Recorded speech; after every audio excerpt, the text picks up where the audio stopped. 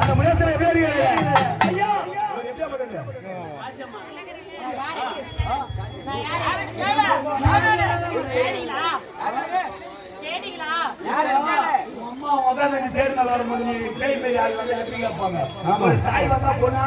கோவிந்தா எங்களுக்கு சந்தோஷம் மகனே ஆனந்த கொடுக்கும் போது வந்து சொல்லணும்